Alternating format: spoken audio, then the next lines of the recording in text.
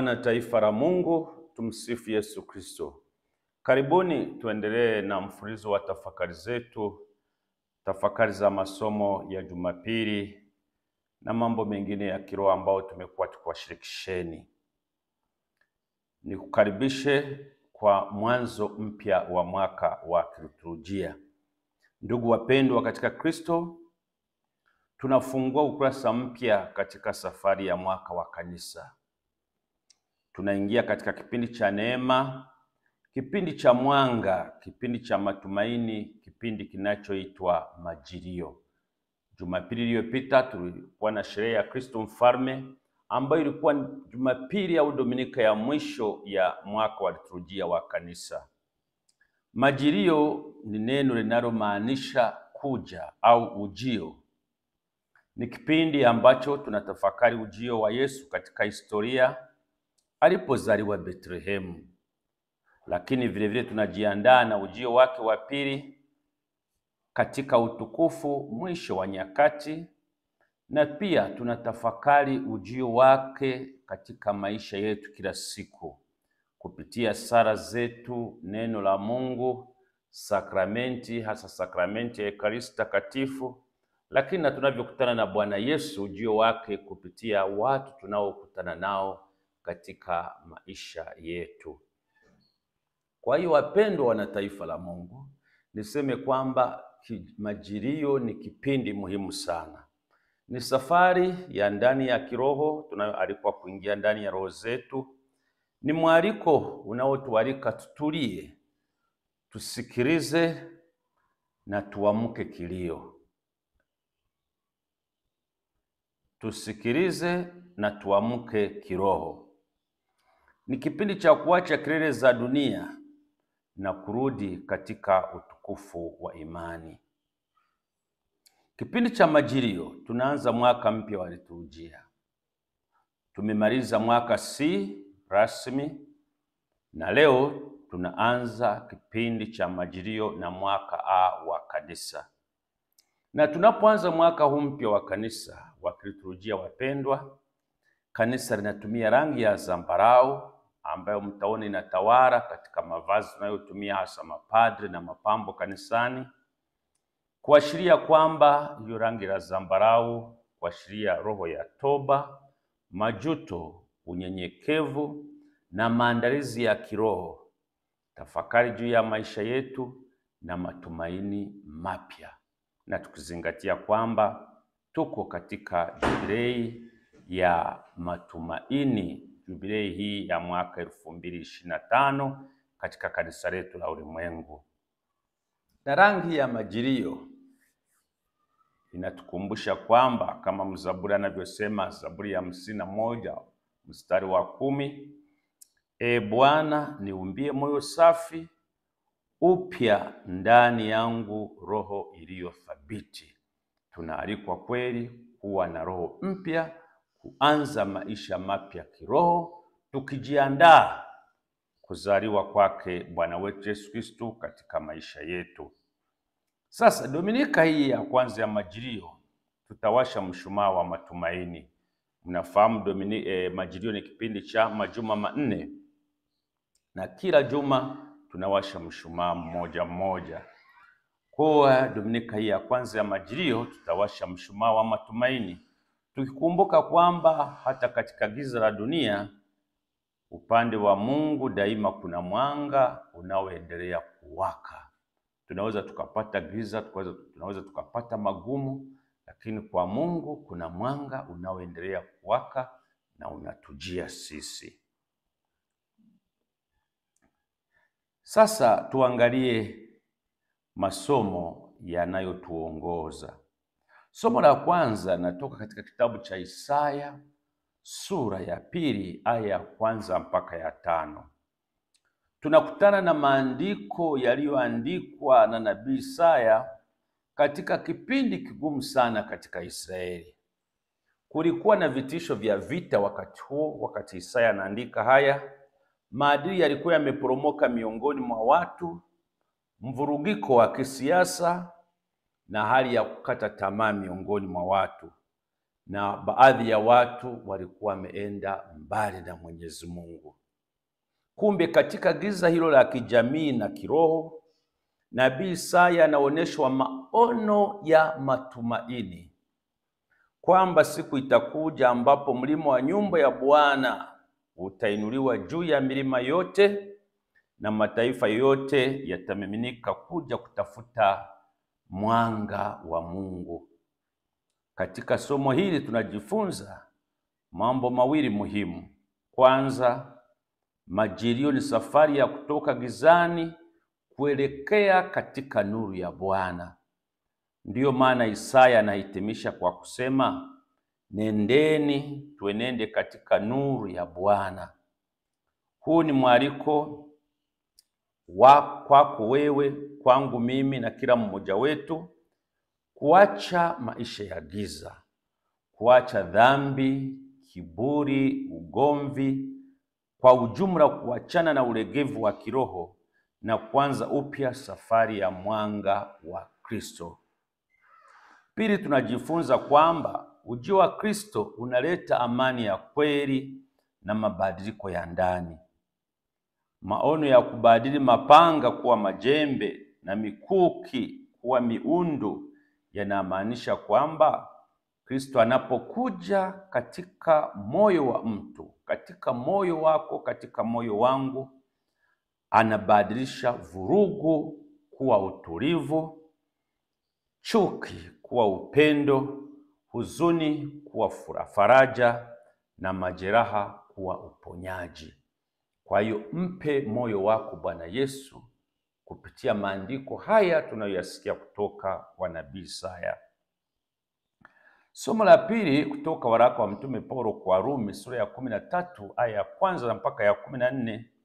Mtume Paulo anawaandikia Wakristo waliokuwa naishi katika jamii ya Rumi iliyokuwa wakati huo imejaa anasa, ulevi, ibada za sanamu, ukahaba na maadili yaliyokuwa yameporomoka sana. Warumi wakati huo pengine hawakuwa tofauti na sisi wakati huu kwa maisha tunayoishi. Tunaishi na sisi katika maisha ya dhambi. We mwenyewe unajua maisha unayoyaishi yakoje. Wakati huu, wakati wa Paulo anawaandikia Warumi, watu walikuwa wakiishi kwa mazoea bila uangalifu wa kiroho. Katika mazingira hayo, Mtume Paulo anawakumbusha kwamba saa imefika ya kuamka kutoka usingizini. Somo hili ambalo nakualika ulisome, tunapata mafundisho makubwa sana. La kwanza, kwamba majilio ni wakati wa kuamka kiroho, kuamka kutoka usingizi wa mazoea, kukosa motisha ya kiroho na maisha ya juu ambayo hajazama katika Kristo Bwana. Ni muda wa kujipima upya. Je, tumelegea wapi? Je, tunatambua Mungu anatuitia nini? Hayo yote ndiyo somo hili linatuletea.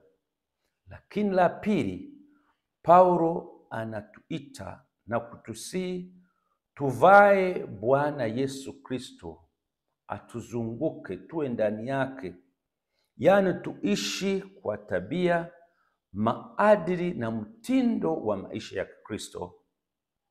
Kuvaa Kristo maana yake ni kuacha matendo ya giza kama uovu, ugomvi, uchoyo, ulevi, uasherati na hasira, na kuishi kwa utakatifu, yaani unyenyekevu, heshima, uadilifu na upendo. Majilio inatuambia kama tunataka kumkaribisha mtoto Yesu katika maisha yetu, basi tuandae kwanza pango la mioyo yetu. Injili ni ya Mathayo sura ya 24 aya 37 mpaka 44. Na Yesu anatueleza juu ya ujio wake wa pili akiwa kwenye mlima wa Mizeituni. Wanafunzi wake walitaka kujua lini lini mambo haya yatatokea ya ujio wa pili. Lakini Yesu anawapa mfano wa siku za Nuhu. Watu walikuwa wanakula na kunywa, wanaoa na kuolewa, si kwa sababu vitu hivyo ni vibaya, hapana, bali kwa sababu waliishi bila kutambua uwepo wa Mungu. Walishikwa na ghafla bila maandalizi na gharika. Kutoka katika Injili hii tunajifunza mambo mawili. Kwanza, majilio ni mwito wa kuishi kwa uangalifu na utambuzi.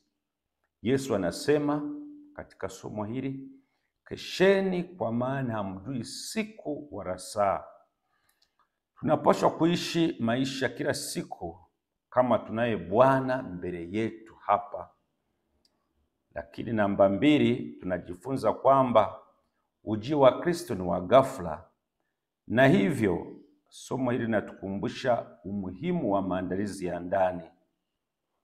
Kigezo cha kuokolewa si majukumu yetu ya nje tunayoyafanya, bali na hali ya moyoni tuko karibu vipi na Bwana Yesu.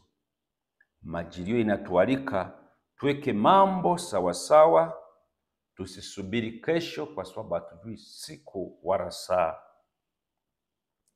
Tumalizie na mambo machache ambayo ningependa kwa ujumla tuyazingatie, ambayo ni ya muhimu. Kwanza, tuongeze sala zetu katika familia na binafsi ili Kristo aweze kuzaliwa upya ndani ya moyo wetu au ndani ya mioyo yetu.